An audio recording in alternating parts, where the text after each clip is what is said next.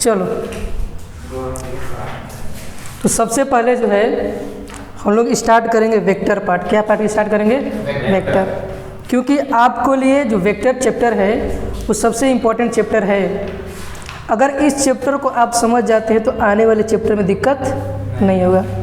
तो आज जो है क्लास 11th का हमारा ये जो लेक्चर नंबर कौन सा रहेगा? फर्स्ट रहेगा।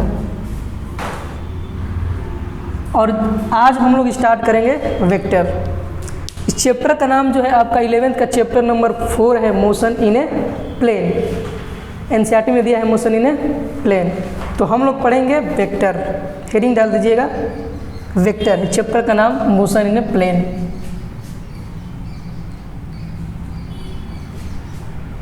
हेडिंग डालिए और इस चैप्टर को बढ़िया से समझिएगा, ठीक ना? क्योंकि यही चैप्टर आपको आगे दूर तक ले जाएगा, जहाँ तक आपको जाना है।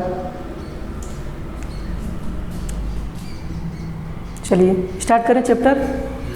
तो सबसे पहले हम लोग जब 9th में थे तो पढ़े होंगे स्केलर और वेक्टर। तो यहाँ भी सबसे पहले हेडिंग डालिए स्केलर। स्केलर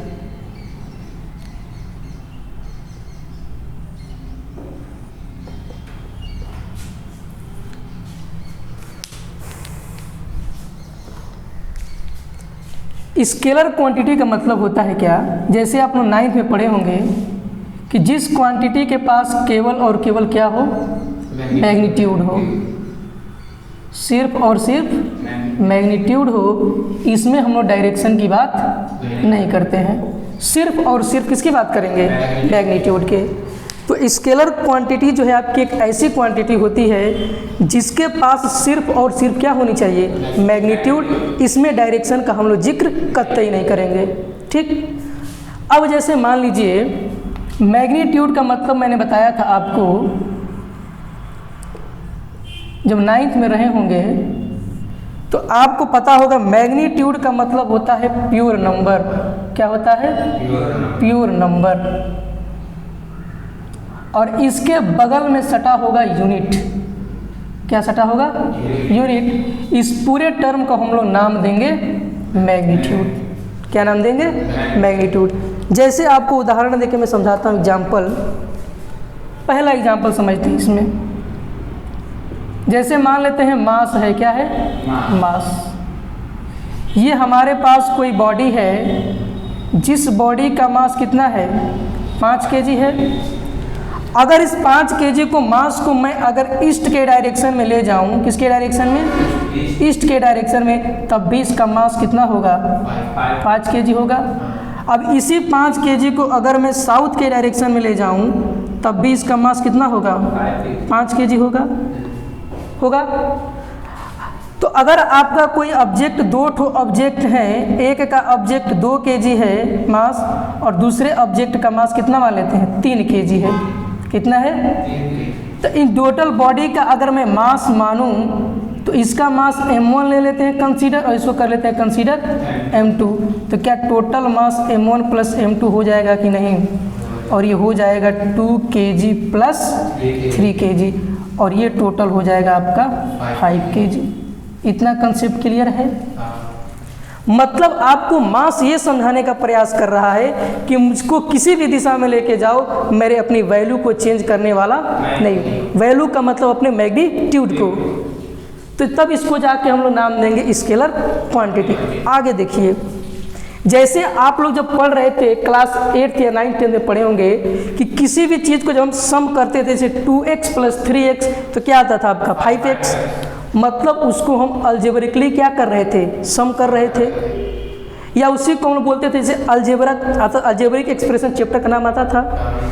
तो आप जो भी स्केलर क्वांटिटी हैं, उन सारे स्केलर क्वांटिटी को आप अलजेब्रा के लॉ से क्या कर रहे हैं? ऐड कर रहे हैं। देखिए यहाँ पे मास m था तो m1 प्लस m2 हो गया, मतलब कि 2 kg प्लस 3 kg। जैसे वहाँ पे अलजेब्रा के नियम से आप जोड़ रहे थे, सेम कंसेप्ट यहाँ भी आप अलजेब्रा के काउंटिंग लॉ को फॉलो कर रहे हैं कि नहीं कर रहे हैं? कर रहे हैं। तो स्केलर क्वांटिटी ऐसी क्वांटिटी होती है जिसके पास मैग्नीट्यूड तो हो लेकिन वो फॉलो करे काउंटिंग लॉ ऑफ अलजेब्रा को, मतलब इसको हम अलजेब्रा के नियम से क्या कर सकते हैं, ऐड कर सकते हैं, तब जाके फुल इंफॉर्मेशन होगा स्केलर क्वांटिटी। तो इसमें लिखिए स्केलर में those quantity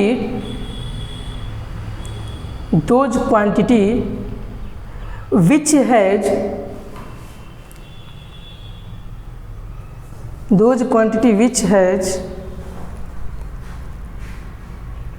those quantity which has only magnitude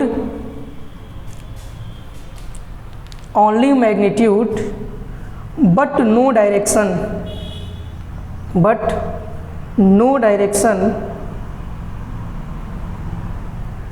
and added by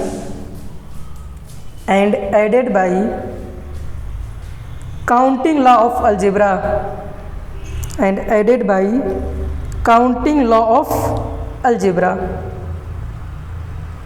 ठीक है।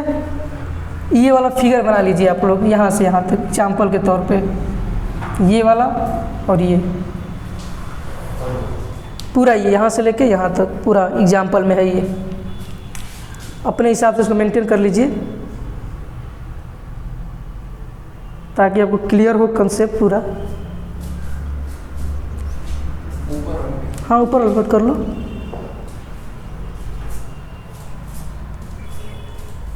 आप किसी भी डायरेक्शन में या मास डायरेक्शन पे डिपेंड नहीं करता है।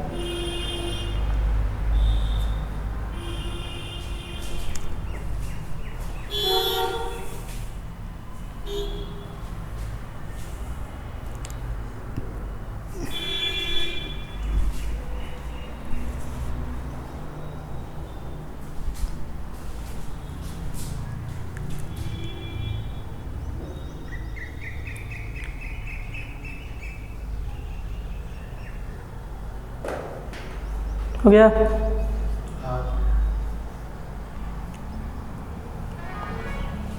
अब देखिए आगे, तो इसके एग्जाम्पल में क्या क्या हो सकता है, मास हो सकता है, स्पीड हो सकता है, टाइम हो सकता है, टेम्परेचर हो सकता है, आप लोग 10th में पढ़े होंगे, चार्ज हो सकता है। मतलब ये सब क्वांटिटी आपके कैसे है, डिस्टेंस वगैरह लिख सकते हैं, डिस्टेंस भी हो सकता है। तो ये सारे आपके कौन से क्वांटिटी हैं, सब स्केलर क्वांटिटी हैं।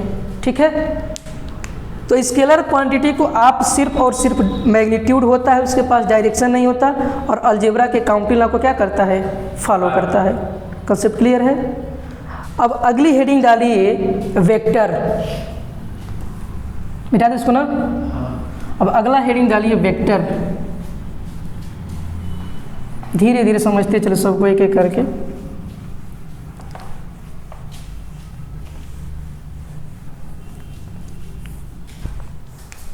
बेटा चलो अगला हेडिंग लिखो vector.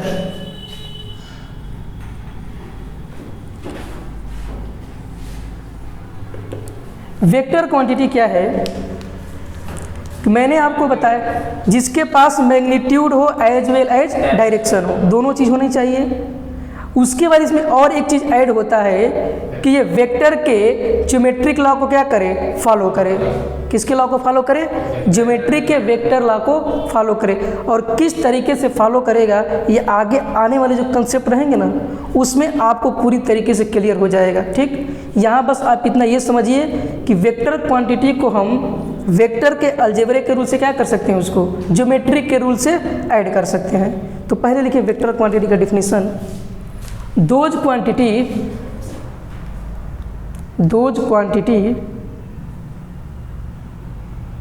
which has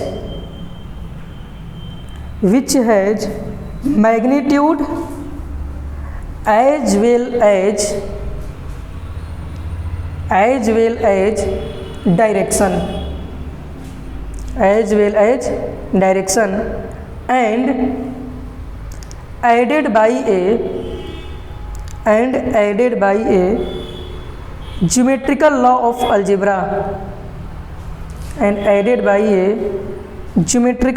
of algebra जैसे देखिए जैसे आप पढ़े होंगे फोर्स, क्या पढ़े होंगे? Force. Vector law of algebra लिखा है ना, ज्योमेट्रिकल लॉ ऑफ अलजेब्रा, क्या सही तो है? अब देखिए जैसे फोर्स है ये, तो मैंने बताया कि जो भी वेक्टर क्वांटिटी होती है उसके ऊपर क्या लगाते हैं? एरे। क्या लगाते हैं? एरो। ये आगे बताएंगे, रिप्रेजेंटेशन ऑफ वेक्टर पढ़ाएंगे उसमें। तो मान लीजिए कि फोर्स अगर 10 न्यूटन का लगा ईस्ट के डायरेक्शन में, किसके डायरेक्शन में? ईस्ट के डायरेक्शन में। और यही फोर्स अगर आपका एफ वेक्टर अगर 10 न्यूटन लग गया वेस्ट के डायरेक्शन में, किस डायरेक्शन में? वेस्ट के डायरेक्शन में। तो एक तो आपका फोर्स लगा एफ किस डायरेक्शन में?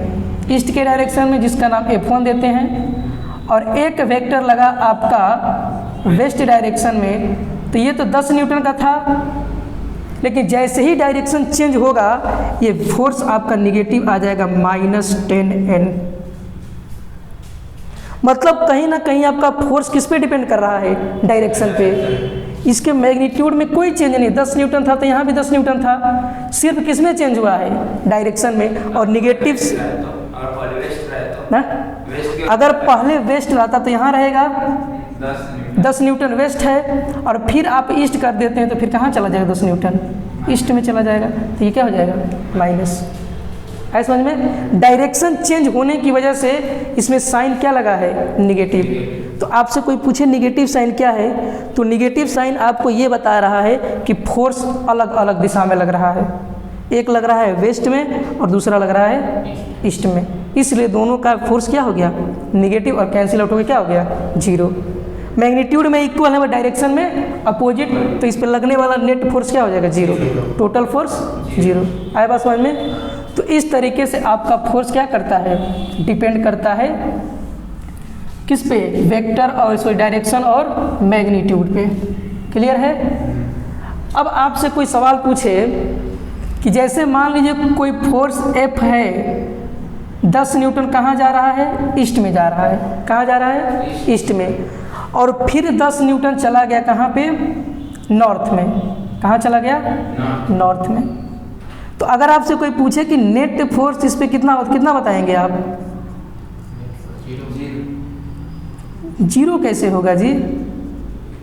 10 न्यूटन ये है, और आप डायरेक्शन में से -n लगा रहे हैं, तो कितना हो जाएगा? 0 वेक्टर। ये आपका कहना क्या हो गया? गलत। आपने बोला कि वो तो अपोजिट है तब ना निगेटिव लगाएंगे, ये तो ऊपर जा रहा है तो वाई एक्सिस ऊपर पॉजिटिव होगा, तो ये भी पॉजिटिव ये भी पॉजिटिव। लेकिन दिक्कत ये है कि आप वेक्टर को सिंपली अलजेब्रा के रूल से ऐड नहीं कर सकते। इसके लिए जुगाड़ है आपका वेक्टर लॉ ऑफ अलजेब्रा। ये बताया मैंने ना कि दो वेक्टर क्वांटिटी को ऐड आप अलजेब्रिकली नहीं कर सकते, कि आपका ये 10 न्यूटन है, ये भी 10 न्यूटन जोड़ के कितना न्यूटन लिख देंगे? 20 न्यूटन। ये गलत है आपका। सिर्फ ये काम आप स्केलर क्वांटिटी के लिए कर सकते हैं कि उसके लिए काउंटिंग लॉ ऑफ अलजेब्रा लगाएंगे। यहाँ पे आपको लगाना होगा ज्योमेट्रिक लॉ ऑफ अलजेब्रा। तो ज्योमेट्री के लिए आप क्या करेंगे? यहाँ से एक आप पाइथागोरस थ्योरम का टर्म लगाएंगे, तो आप यहाँ कहेंगे कि ये हो जाएगा √10 का स्क्वायर प्लस 10 का स्क्वायर। कह सकते हैं ऐसा कह सकते हैं, 10 का स्क्वायर प्लस 10 का स्क्वायर। और ये भी आपका क्या है? गलत है। दोनों के दोनों क्या हो गए? गलत हो गए। अब इस चीज़ को जो ये आपका देखिए, जैसे मान लीजिए ये वेक्टर आपने ड्रा किया 10 न्यूटन इधर और 10 न्यूटन इधर, तो आप इसको बोलेंगे इसका नेट रिजल्टेंट क्या है? यही है। मतलब आर जो नेट फोर्स लगेगा इस पे, नेट रिजल्टेंट फोर्स, ये आपका यही बताएगा। और इसके लिए मैं आपको एक फार्मूला एराइज कराऊंगा, ठीक? और उसी फार्मूले पे आप दो वेक्टर क्वांटिटी को क्या करेंगे? ऐड करना सीखेंगे, ठीक? तो परेशान मत होइए, उसके लिए एडेड बाई वेक्टर रूल है हमारे पास, ठीक? तो पूरा एक डेरिवेशन है, तब आपको फाइनल रिजल्ट मिलेगा। वहाँ पे जाके आप फोर्स को ऐड करना सीखेंगे, ठीक है? बस, तो इसे घबराइएगा मत, आगे इसके लिए फार्मूला है, ठीक है? तो आप मैंने बस यहाँ पे ये सिंपली इसलिए बताया कि दो वेक्टर को आप सिंपली अलजेब्रा के रूल से ऐड नहीं कर सकते, उसके लिए आपको ज्योमेट्रिकल लॉ यूज करना पड़ेगा, वेक्टर के ज्योमेट्रिकल लॉ, ठीक है? कोई दिक्कत नहीं। आगे जैसे से बताएंगे आपको समझ में आता जाएगा। इसके लिए फार्मूला एराइज करेंगे और इस पे आपको एग्जाम में क्वेश्चन पूछता है कि 2 वेक्टर दे देगा, मैग्नीट्यूड कैसे निकालेंगे, जुगाड़ है उसका, हो जाएगा। हाँ, ज्योमेट्रिकल प्रूफ आता है, उसका प्रूफ भी करना है और आपको फार्मूला एराइज करना है उसका, तो बता देंगे, सिंपल है, आ जाएगा, ठीक ना। चलिए एक नोट पॉइंट डालिए तो यहाँ पे नोट पॉइंट, नोट पॉइंट क्या है, देखिए नोट पॉइंट क्या है आपका कि अभी आपको मैंने बताया कि स्केलर क्वांटिटी ऐसी क्वांटिटी होती है जिसके पास सिर्फ और सिर्फ क्या होता है, मैग्नीट्यूड, डायरेक्शन नहीं होता है। और वेक्टर को अभी मैंने बताया कि जिसके पास दोनों चीज़ हो, मैग्नीट्यूड और डायरेक्शन। उसमें क्या कर रहे थे, अलजेब्रा के काउंटिंग लॉ को फॉलो कर रहे थे, इसमें ज्योमेट्रिकल लॉ फॉलो करें, क्या फॉलो करेंगे, ज्योमेट्रिकल। अब इसमें एक और क्वांटिटी आती है जिसके पास मैग्नीट्यूड भी हो, डायरेक्शन भी हो, लेकिन ऐड होती है काउंटिंग लॉ ऑफ अलजेब्रा से। ऐसी क्वांटिटी में बता रहा हूं, ध्यान सुनिए, ऐसी क्वांटिटी जिसके पास मैग्नीट्यूड भी हो, डायरेक्शन भी हो, लेकिन वो ऐड हो रही है काउंटिंग लॉ ऑफ अलजेब्रा से, ऐसे क्वांटिटी को हम लोग कहते हैं टेंसर क्वांटिटीज। क्या कहते हैं, टेंसर क्वांटिटी, जिसके पास मैग्नीट्यूड भी हो, डायरेक्शन भी हो, लेकिन फॉलो करे काउंटिंग लॉ ऑफ अलजेब्रा को, such quantities are called tensor quantities. क्या कहलाएगी, तो नोट पॉइंट में लिखिए, if a physical quantity, if a physical quantity which has magnitude as well as direction but aided by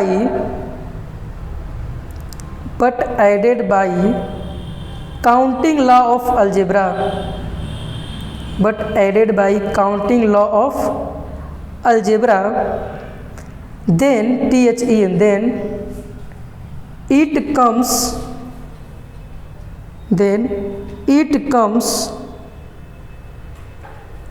under tensor quantities, under tensor quantity. Example समझिए इसका, जैसे देखिए आप लोग 10th में पढ़े होंगे इलेक्ट्रिक करंट। जैसे एक वायर है और इसमें करंट मैंने माना कितना जा रहा है, आई। अब जैसे ही इस पॉइंट पे पहुंचा तो इस करंट ने एक डायरेक्शन ये फॉलो कर लिया, इसको बोले I1, और एक इधर डिस्ट्रीब्यूट हो गया करंट I2। क्लियर है, इस करंट I के पास 2 डायरेक्शन डिस्ट्रीब्यूट हुआ, एक गया इधर I1 तो इसकी वैल्यू कुछ इधर होगी करंट डिस्ट्रीब्यूट, और एक पॉइंट से इधर जब आया होगा तो इधर इस वायर में कुछ करंट डिस्ट्रीब्यूट हुआ होगा, मतलब इस करंट का डायरेक्शन क्या हो गया, चेंज हो गया। इस करंट ने डायरेक्शन चेंज किया तो इसका मैग्नीट्यूड में चेंज हुई। अगर जैसे 2 वायर यहाँ से निकलेंगे, करंट जाएगा, तो अगर 10 एम्पियर का करंट जा रहा है तो हो सकता है 3 एम्पियर इधर चला गया हो, 5 एम्पियर इधर चला गया हो, मतलब 7 एम्पियर तो हो सकता, मतलब किसका कहने का मतलब ये हुआ कि इस करंट के डायरेक्शन की वजह से उसके मैग्नीट्यूड में चेंज हो रहा है कि नहीं हो रहा है। 3 एम्पियर इधर गया, 7 एम्पियर इधर गया, तो डायरेक्शन की चेंज होने से इसका मैग्नीट्यूड भी क्या हो रहा है, चेंज हो रहा है। लेकिन अगर आप नेट करंट यहाँ पे लिखना चाहें, टोटल आई नेट, तो आप क्या लिखेंगे, I1 प्लस I2। क्या आप इसको simple counting law of algebra से ऐड कर रहे हैं कि नहीं कर रहे हैं, कर रहे हैं। अगर 10 एम्पियर का करंट निकला होगा यहाँ से, तो 5 एम्पियर हो सकता है इधर चला गया हो, 5 एम्पियर हो सकता है इधर चला गया हो, मतलब करंट के डायरेक्शन के चेंज होने से इस पे मैग्नीट्यूड में क्या हो रहा है, चेंज आ रहा है। लेकिन और डायरेक्शन में भी चेंज हो रहा है, मैग्नीट्यूड तो चेंज हो ही रहा है, साथ साथ इसका क्या चेंज हो रहा है, डायरेक्शन। लेकिन इसको सिंपली किससे ऐड कर रहे हैं, काउंटिंग लॉ ऑफ अलजेब्रा से, तो इसको कहेंगे हम लोग टेंसर क्वांटिटीज। क्या कहेंगे, टेंसर क्वांटिटी। फिगर बना लीजिएगा एग्जाम्पल में।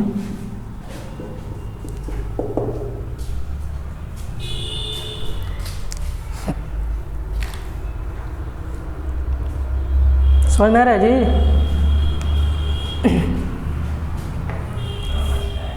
हाँ, समझ में आएगा, अभी स्टार्टिंग हुआ है ना, थोड़ा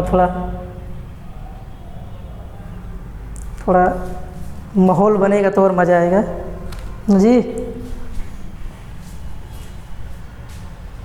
नोट करो, आप लोग रिवीजन करते बस चलिएगा, ठीक ना?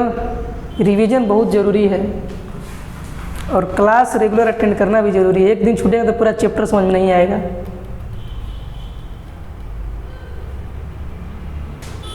हो गया? चलिए, अब आपका जो 11th का पोर्शन है, अब यहाँ से ताबड़तोड़ अपना रोल दिखाना शुरू करेगा, ठीक ना? तो आप अब तैयार हो जाइए, ठीक ना? चलिए, सबसे पहले हम बात करेंगे, जब वेक्टर है तो किसकी बात होगी? डायरेक्शन की। किसकी बात होगी? डायरेक्शन की। तो सबसे बड़ा हेडिंग डालिए डायरेक्शन। छोटे में मैंने बड़ा हेडिंग डायरेक्शन थोड़ा हाईलाइट हो। ये आपका वेक्टर का मूल मंत्र है, ठीक ना? इसको जो समझ गया काम हो गया। हमारा समझाना यही थोड़ा सा बच्चों के लिए डिफ़िकल्ट होता है, समझिए ज़रा। जैसे डायरेक्शन है, पूरा इसी का खेल है, यही आपको खिलाएगा पूरा चैप्टर। डायरेक्शन आपके दो तरीके के पढ़ने हैं। एक होता है आपका जियोग्राफिकल डायरेक्शन,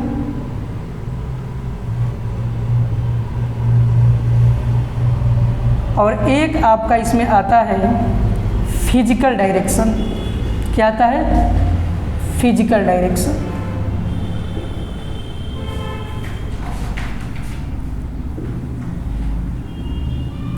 डायरेक्शन इसको दो पार्ट में डिवाइड करता है, एक जियोग्राफिकल डायरेक्शन और दूसरा है फिजिकल डायरेक्शन।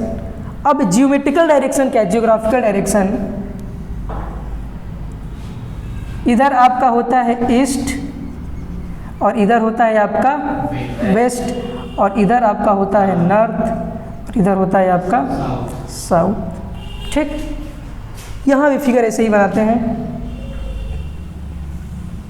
इधर हो गया ईस्ट, इधर हो गया वेस्ट, और इधर हो गया नॉर्थ, और इधर हो गया साउथ। क्लियर है इतना?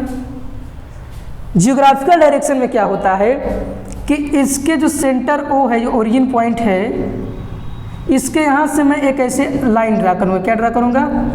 लाइन, और इसका नाम देंगे N dot E, N dot E.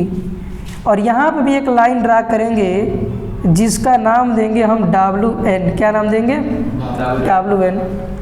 और यहाँ एक लाइन देंगे, ड्रॉ करेंगे, जिसको लिखेंगे डब्ल्यू एस। क्या लिखेंगे यहाँ पे? एस डब्ल्यू लिखते हैं। क्या लिखते हैं? S W. और यहाँ लिखेंगे हम एस ई। क्या लिखेंगे? S E. समझिए इसका मतलब क्या है।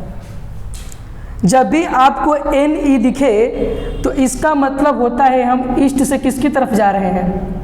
नॉर्थ की तरफ। ईस्ट से नॉर्थ की तरफ, और यहाँ जाएंगे नॉर्थ से वेस्ट की तरफ, यहाँ जाएंगे वेस्ट से साउथ, और यहाँ जाएंगे ईस्ट से साउथ। साउथ से ईस्ट भी आ सकते हैं, ईस्ट से साउथ भी आ सकते हैं।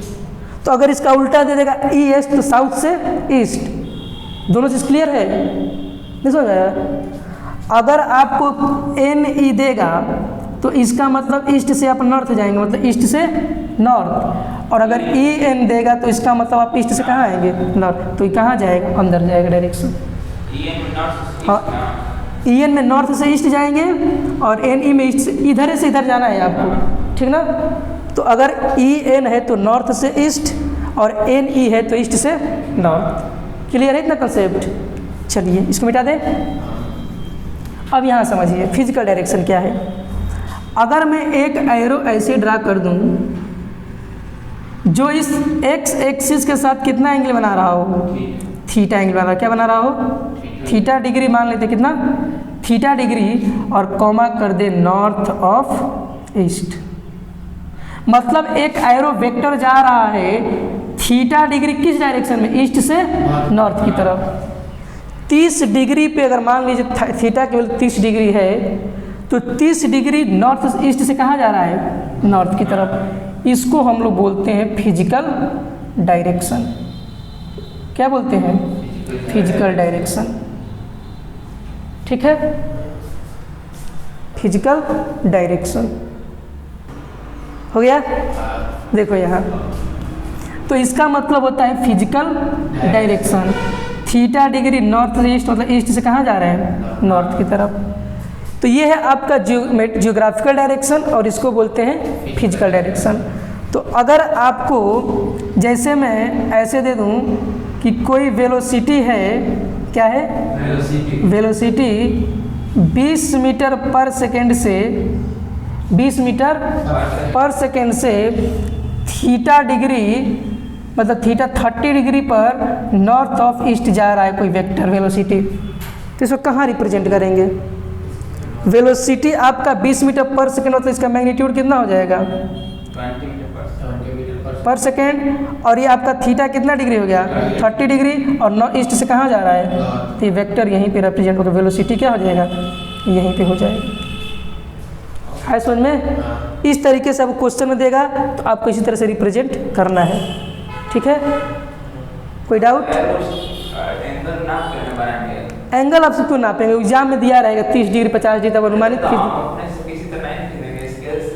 नहीं, स्केल से नहीं। जैसे मान लो 45 डिग्री आया आपको, तो 45 डिग्री कहाँ वेक्टर जाएगा? यहीं पे कहीं जाएगा। तो आप उसको दिखा दिए 45 डिग्री नॉर्थ, उसमें कोई मेजरमेंट करने नहीं जाता है। ठीक ना? बस हो गया इतना। चलिए अब अगली हेडिंग डालिए, रिप्रेजेंटेशन ऑफ ए वेक्टर।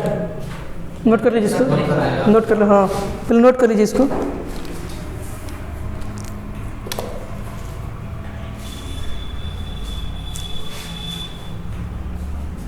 ये डायरेक्शन है दिखाने के, नोट कर लीजिए इसको। चलिए नोट करिए इसको। हो गया? चलिए मिटाएं। अब हेडिंग डालिए, मतलब पहले नोट पॉइंट एक और देख लीजिए, उसके बाद आगे चलते हैं। ठीक ना? जो नोट पॉइंट है जरा उसको बढ़िया से पढ़ा करिए। देखिए क्या समझाने जा रहे हैं नोट पॉइंट में। अगर आपको ऐसे मिले, नोट पॉइंट क्या है, शुद्ध हिंदी में समझाते हैं इसको। अगर आपको theta degree north of east दे दे, क्या दे दे? North of east. क्वेश्चन आपसे क्या करेगा कि एक कोई वेक्टर है जो 30 डिग्री नॉर्थ ऑफ ईस्ट के डायरेक्शन में जा रहा है। कोई वेक्टर है 30 डिग्री नॉर्थ ऑफ ईस्ट में जा रहा है, तो इसका मतलब होता है थीटा डिग्री, और नॉर्थ ऑफ ईस्ट का मतलब होता है नॉर्थ ऑफ ईस्ट का मतलब होता है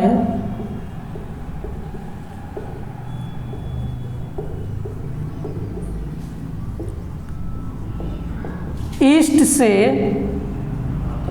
नॉर्थ की तरफ, ईस्ट से नॉर्थ की तरफ। इसका मतलब लिखते हैं n डॉट ई। क्लियर हुआ चीज़? कि अगर कोई वेक्टर थीटा डिग्री 30 डिग्री पे नॉर्थ ऑफ ईस्ट जाए, इसका मतलब होता है कि वेक्टर वो ईस्ट से नॉर्थ की तरफ गया है, और कितने डिग्री पे है वो? 30 डिग्री पे। आया समझ में? तो इसको नोट पॉइंट में लिख लीजिएगा। Theta degree north of east का मतलब होता है ईस्ट से नॉर्थ की तरफ, ईस्ट से नॉर्थ की तरफ, ईस्ट से नॉर्थ जाए तब न सोचा जाएगा। हो गया? चलिए, तो इतना आपको ध्यान में रखना है कि नॉर्थ ऑफ ईस्ट का मतलब क्या होता है? ईस्ट से नॉर्थ की तरफ। इसको पूरे को इन्फॉर्मेशन को बोलते हैं फिजिकल डायरेक्शन। क्या बोलते हैं? Physical direction. अब अगली हेडिंग डालिए, रिप्रेजेंटेशन ऑफ वेक्टर। किस तरीके से आप वेक्टर को रिप्रेजेंट करते हैं? तो अगली हेडिंग डाल दीजिए, रिप्रेजेंटेशन ऑफ वेक्टर। चलिए, रिप्रेजेंटेशन ऑफ वेक्टर। समझ में आ रहा है ना जी? डाउट हुआ तो पूछ लेना।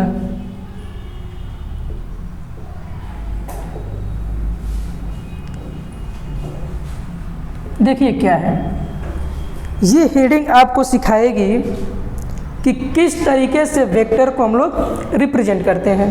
ठीक है, देखिए वेक्टर को रिप्रेजेंट करते हैं हम एक एरो से। किससे? एरो से। ठीक, इस वाले पॉइंट को हम लोग नाम देते हैं ओरिजिन। क्या नाम देते हैं? ओरिजिन। या इसी को हम लोग नाम देते हैं इनिशियल। क्या नाम देते हैं? इनिशियल। या इसी को हम एक और नाम देते हैं जिसको बोलते हैं टेल। क्या बोलते हैं? टेल। ओरिजिन हो के जहाँ से वेक्टर स्टार्ट हुआ है, मतलब जहाँ से इसको क्या किए, ड्रॉ किए हैं, तो उस पॉइंट को नाम देते हैं ओरिजिन, इसी को नाम देते हैं इनिशियल, और इस वेक्टर का पूंछ बोलते हैं जिसको बोलते हैं टेल। क्या बोलते हैं? टेल। इस पॉइंट को नाम देते हैं हम फाइनल। क्या नाम देते हैं? फाइनल। या इसी को नाम देते हैं हम हेड बोलते हैं। क्या बोलते हैं? हेड। और इसी को नाम देते हैं टर्मिनल। नॉन टर्मिनेटिंग पढ़े हैं ना, तो जहाँ ख़त्म हो जाता है तो क्या बोलते हैं? टर्मिनेटिंग। तो इसको क्या बोलते हैं? Terminate point. क्या बोलते हैं? टर्मिनेट। हो गया। तो वेक्टर को रिप्रेजेंट करने का तरीका यही है कि ये इसका ओरिजिन हो गया, ये इनिशियल, इसको क्या बोलेंगे? टेल। और ये हो गया फाइनल, हेड और टर्मिनल। इसको नाम देते हैं टर्मिनल। क्या बोलेंगे? टर्मिनल। तो वेक्टर को आप सिंपली एक एरो से डिनोट करेंगे। किससे डिनोट करेंगे? एरो से, जिसमें उसका इस वाले पॉइंट का नाम देते हैं टेल। जहाँ से स्टार्ट होता है क्या बोलते हैं उसको? टेल। और इनिशियल या फिर इसको ओरिजिन बोलते हैं, या इसी को बोलते हैं फाइनल, हेड और टर्मिनल। तो आप इस वेक्टर के दो चीज़ याद रखिएगा सिर्फ, टेल और हेड। वेक्टर का पूंछ, वेक्टर का सिर। ये वेक्टर का सिर होता है, वेक्टर का क्या होता है? पूंछ होता है। इसी से आपको बताएंगे कैसे दो वेक्टर को ऐड करते हैं, हेड टेल मेथड बताएंगे। ठीक है, तो ये हो गया आपका ओरिजिन और ये हो गया आपका फाइनल। ये सिंपली आपका वेक्टर है। क्या है? वेक्टर। तो अगर मान लीजिए मैं लिख रहा हूँ वेक्टर ए, क्या लिखूँ? वेक्टर ए, और इसको लिखूँ मैं 20। क्या लिखूँ? 20 मीटर। वेक्टर ए क्या है? 20 मीटर है। कोई वेक्टर है, इस वेक्टर का नाम क्या है? ए है, और कितना लंबा है? 20 मीटर। वेक्टर ए 20 मीटर का कहने का मतलब ये है कि ये जो एरो की लेंथ है ना, ये एरो की लेंथ आपका यहाँ से यहाँ लेके कितना मीटर की है? 20 मीटर की है। आई बात समझ में? तो अगर वेक्टर एक 20 मीटर है तो इसका मतलब कहने का कि जो एरो की लेंथ है उसका मैग्नीट्यूड कितना है? 20 मीटर है। कितना है? 20 मीटर है। तो आप किसी भी वेक्टर को रिप्रेजेंट करते हैं, कोई अल्फ़ाबेट ए है, क्या है? कोई अल्फ़ाबेट ए है, और इसके ऊपर मैं अगर एरो लगा दूं, क्या लगा दूं? एरो, तो ये बताएगा कि ए कौन सी क्वांटिटी हो गई? वेक्टर क्वांटिटी हुई। कौन सी क्वांटिटी हो गई? Vector quantity. क्लियर है इतना? तो वेक्टर ए अगर 20 मीटर दिया है तो इसका मतलब ये है कि इसका जो मैग्नीट्यूड है वो कितना मीटर है? 20 मीटर है। यानी कि एरो की जो लेंथ होती है, जो एरो की लेंथ होती है वो वेक्टर के क्या बताती है? मैग्नीट्यूड को बताती है। किसको बताती है? मैग्नीट्यूड को। तो कहने का मतलब ये हुआ कि जो वेक्टर का मैग्नीट्यूड है, जो वेक्टर का मैग्नीट्यूड है वो डायरेक्टली प्रोपोर्शनल होता है लेंथ ऑफ एरो के। ये बात समझ में आया? अगर इस वेक्टर की लेंथ 20 मीटर है तो इसका मैग्नीट्यूड कितना हुआ? 20। अगर इस एरो की लेंथ 40 मीटर है तो इस वेक्टर ए का मैग्नीट्यूड कितना हुआ? जैसे जैसे ये मतलब बढ़ रहा है वैसे वैसे उसकी भी लेंथ क्या हो रही है? वेक्टर की बढ़ रही है। तो जितना एरो की लेंथ होगी वही इस वेक्टर ए का क्या कहलाएगा? मैग्नीट्यूड कहलाएगा। क्या कहलाएगा? मैग्नीट्यूड। आप समझ आ रही है? तो लिखिए इसके नीचे फिगर बना लीजिए पहले।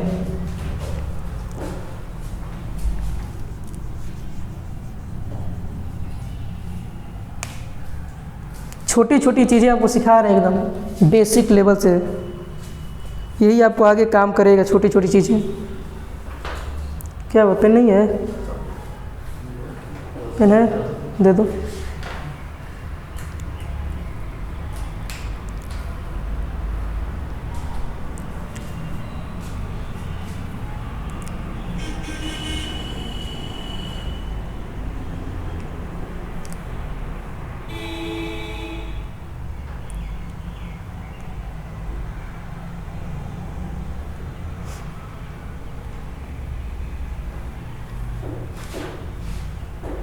तो जितना ज़्यादा इस एरो की लेंथ होगी वही वेक्टर का क्या होगा, मैग्नीट्यूड होगा। ठीक है,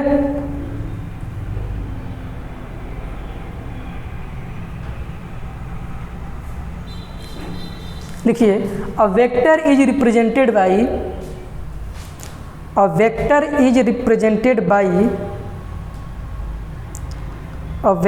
is represented by a direct line segment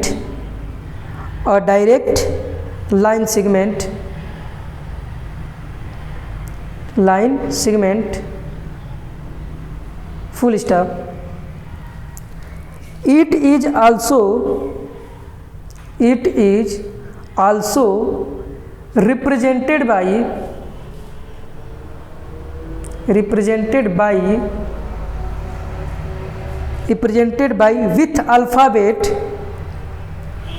with alphabet arrow over them.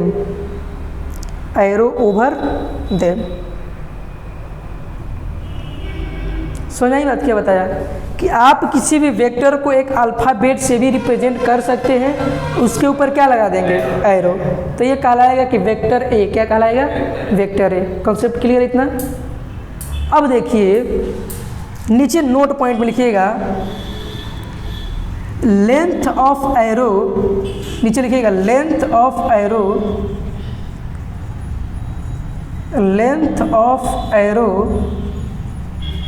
is directly proportional to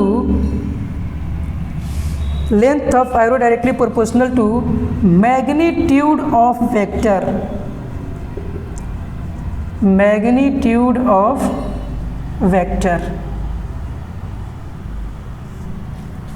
ये जो एरो की लेंथ है वो वेक्टर के किस पे डिपेंड करती है, मैग्नीट्यूड पे। किस पे, मैग्नीट्यूड पे। अगर वेक्टर ए 20 मीटर है तो मतलब कि उस एरो की लेंथ कितनी है, 20 मीटर है। समझ में आया। 20 कोई वेक्टर 20 मीटर कहने का मतलब ये हुआ उस वेक्टर को जो डरा कर रहे हैं उसकी लेंथ कितनी है, 20 मीटर है। बस आया समझ में। चलिए मिटाएं। मोड में है? मोड में है? हाँ मोड में है, अभी इसको बताएंगे कैसे है। तो अगली हेडिंग डालिए modulus of vector. Modulus of vector.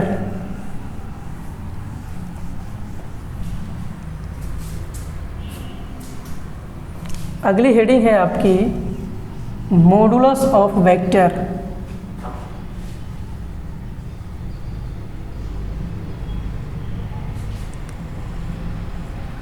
ठीक, जैसे मान लीजिए आप पढ़े होंगे 6, 7, 8 में भी शायद होंगे, तो मॉडुलस को आप रिप्रेजेंट करते थे, दो साइड में डंडे खड़े होते थे और बीच में आप क्या लिख देते, कोई नंबर ए लिख दिया। तो अगर हमारा वेक्टर ए है, क्या है, वेक्टर ए, और इसको मैं दो डंडे से इधर बंद कर दूं तो इसको क्या रीड करते हैं, read as modulus of vector A. क्या पढ़ेंगे, मॉडुलस ऑफ वेक्टर ए, या फिर इसी को हम लोग पढ़ते हैं magnitude of vector A. Magnitude of vector ए। कुछ समझ में आई बात। अगर आपको कोई बोले कि मैग्नीट्यूड ऑफ वेक्टर ए लिखिए तो आप उसको सिंपल क्या कर देंगे, वेक्टर ए लिखेंगे और दोनों तरफ मॉड लगा देंगे। तो इस पूरा टर्म क्या पढ़ाएगा, मॉडुलस ऑफ वेक्टर ए, या फिर इसी को पढ़ देंगे magnitude of vector A. Modulus का मतलब क्या हो जाएगा, मैग्नीट्यूड, और वेक्टर ए का क्या हो जाएगा, ये पूरा मैग्नीट्यूड। तो कभी भी मैग्नीट्यूड अगर बोले तो दो डंडी खींच के और बीच उसको लगा दे तो क्या पढ़ाएगा, मैग्नीट्यूड ऑफ वेक्टर ए। अब देखिए अगर एक वेक्टर ए का मैग्नीट्यूड है तो क्या ये बराबर हो सकता है माइनस वेक्टर ए के मैग्नीट्यूड के, क्योंकि मॉडुलस हमेशा आपको पॉजिटिव वैल्यू देता है। Modulus always gives a positive value, ये कभी आपको निगेटिव वैल्यू नहीं देता। इसके अंदर माइनस हो प्लस हो, जैसे ही बाहर करेंगे हमेशा कैसी वैल्यू देगा, प्लस देगा। तो इन दोनों के बराबर क्या लिख दूँ मैं, वेक्टर ए लिख दूँ, हो सकता है दोनों वेक्टर है ना। और अगर वेक्टर ए का आपको मैग्नीट्यूड लेंगे तो सिंपली इसको क्या लिख दें, ए भी लिख सकते हैं। क्या लिख सकते हैं, ए लिख सकते हैं ऐसा। अब देखिए क्या हुआ, तो मॉडुलस ऑफ वेक्टर अगर आपसे कोई पूछे कि what is the modulus of vector, तो उसको कहेंगे जो वेक्टर की मैग्नीट्यूड होती है ना, जो वेक्टर की मैग्नीट्यूड होती है उसी को बोलते हैं मॉडुलस ऑफ वेक्टर। क्या बोलते हैं? Modulus of vector. जैसे यहाँ ड्रॉ करते हैं, ये है हमारा वेक्टर ए। क्या है? ए। ठीक है, तो अगर इसका मैं अपोजिट डायरेक्शन कर दूं तो ये क्या कहलाएगा? माइनस वेक्टर ए कहलाएगा। हाँ, बात समझ आ रही कुछ? अगर इधर जा रहा है तो प्लस ए है और डायरेक्शन चेंज करेगा तो माइनस ए। ठीक, तो क्या मैं इसको, इन दोनों का मैग्नीट्यूड क्या है? मैग्नीट्यूड तो सेम है लेकिन डायरेक्शन क्या है? अपोजिट है। बात समझ आ रही है? अगर इसका मैग्नीट्यूड देखें तो अगर इसका लेंथ 20 मीटर है तो इसका भी लेंथ कितना होगा? 20 मीटर। मतलब दोनों का मैग्नीट्यूड तो सेम है लेकिन डायरेक्शन क्या है? अपोजिट है। तो इसी को बोलेंगे वेक्टर। एक किस डायरेक्शन में है? निगेटिव में है। अगर डायरेक्शन चेंज हुआ तो, लेकिन दोनों का मैग्नीट्यूड क्या रहेगा? सेम रहेगा, लेकिन सिर्फ क्या चेंज होगा? डायरेक्शन। तो अगर दो वेक्टर सेम मैग्नीट्यूड के हैं तो एक इधर जाएगा और अपोजिट डायरेक्शन के तो एक दूसरे के क्या हो जाएंगे? निगेटिव डायरेक्शन हो जाएंगे। तो अगर दोनों को सम करेंगे तो नेट कितना हो जाएगा? 0, क्योंकि 20 इधर जाएगा तो प्लस में रहेगा और इधर जाएगा तो 20 माइनस में। तो इक्वल मैग्नीट्यूड अपोजिट डायरेक्शन, तो जोड़ने के बाद सम कितना आ जाएगा? 0 आया। तो मॉडुलस ऑफ वेक्टर के नीचे नोट पॉइंट लिख लीजिएगा, इसको लिखवाना है बिना डिफिनीशन। लिखिए, magnitude of vector, magnitude of vector is known as, magnitude of vector is known as modulus of vector, modulus of vector.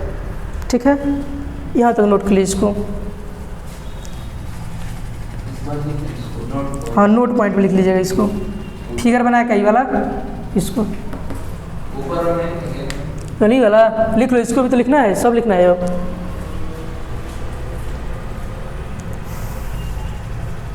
समझ में आ रहा है जी प्रशांत?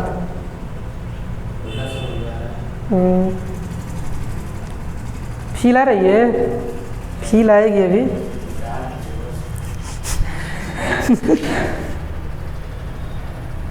इलेवेंथ में सब सूखा सूखा है ना जी, फूलेगा वातावरण अभी थोड़ा ढीला चल रहा है।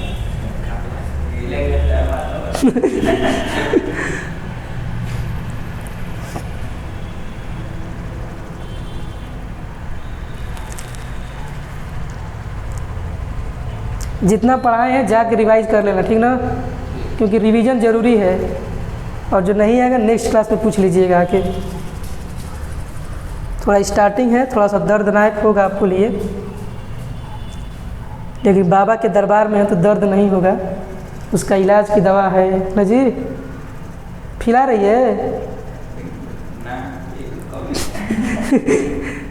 फील आएगा, अभी हरियाली थोड़ा कम है, मिटाएं।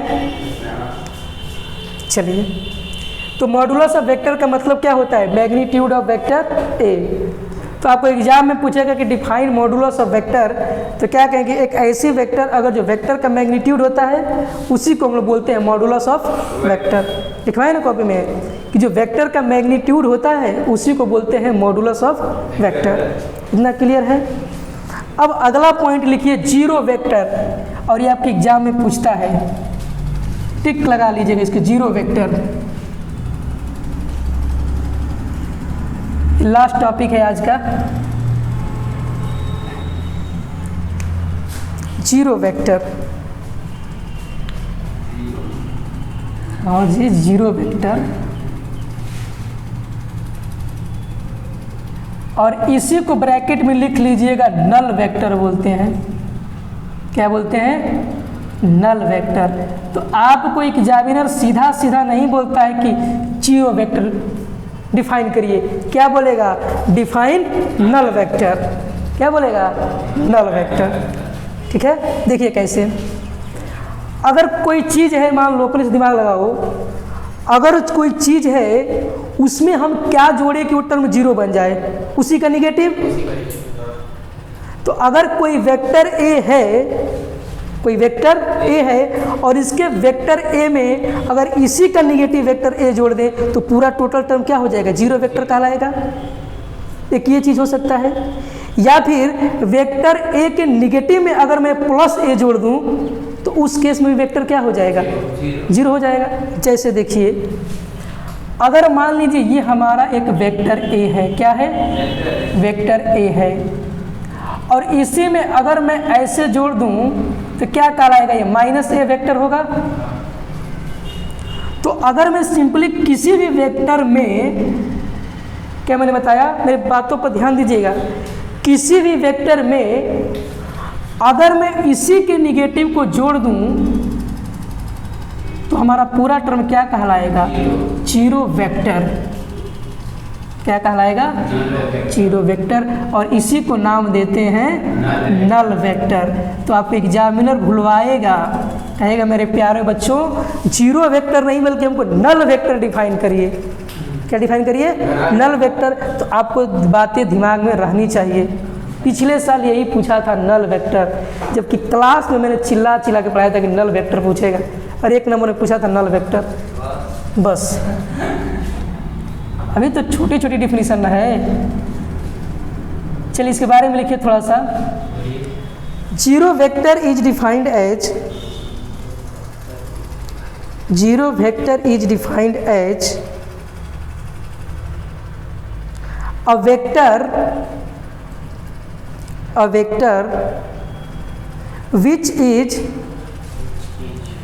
vector which is added by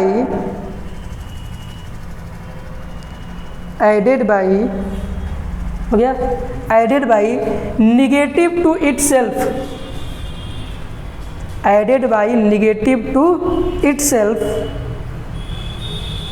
are का जीरो वेक्टर लिखवा दिए शुरू में, रहने दो, तो जीरो वेक्टर शुरू में लिखवा दिए हैं। चलो अच्छा ये बताओ जरा बात समझो, कंसेप्ट और क्या राइज हो सकता है यहाँ पे,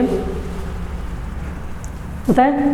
देखो जैसे ये वेक्टर ए है आपका, थोड़ा फील लेना इसका, ये हमारा क्या है, वेक्टर ए है। तो मैंने जब पढ़ाया आपको तो इसको बताया इनिशियल और इसको बताया फाइनल। इतना कंसेप्ट क्लियर है। अब मैंने क्या किया, इसी वेक्टर को अपोजिट कर दिया। क्या कर दिया, अपोजिट। तो यहाँ पे आ जाएगा क्या आपका, माइनस ए। और जब इन दोनों को सम करेंगे तो नेट कितना आएगा, इस पे जो वेक्टर ए का नेट मैग्नीट्यूड होगा वो कितना आ जाएगा, जीरो वेक्टर। मतलब ये समझ में आ रहा है कि यदि कोई वेक्टर है और उसका इनिशियल और फाइनल पॉइंट दोनों कोइंसाइड कर जाए, अगर कोई वेक्टर है उसका इनिशियल पॉइंट और फाइनल पॉइंट दोनों एक ही पॉइंट पे कोइंसाइड कर जाए तो उसको, इसमें हम लोग क्या बोलेंगे, उसको जीरो वेक्टर। बात समझ आई। तो इसके नीचे नोट पॉइंट दूसरा लिख लीजिएगा, ये अंदर की बात थी।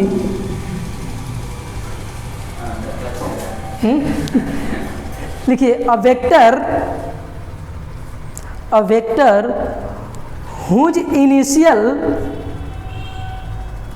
whose initial and final point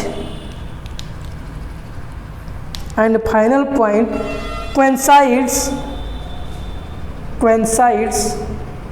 comma, then it is said to be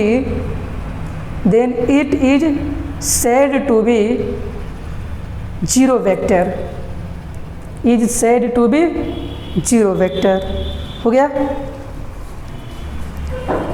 तो मैंने क्या बताया कि इसको नल वेक्टर भी कह सकते हैं, और किसी वेक्टर को खुद से सब्ट्रैक्ट कर दे तो क्या कहलाएगा, जीरो वेक्टर। और नीचे नोट पॉइंट थर्ड लिख लीजिएगा, नीचे third point fill in the blanks में पूछता है आपसे।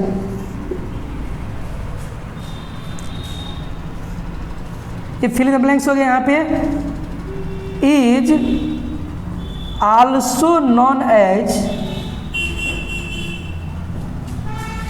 Is also known as zero vector, so null vector लिख लो, is also known as null vector.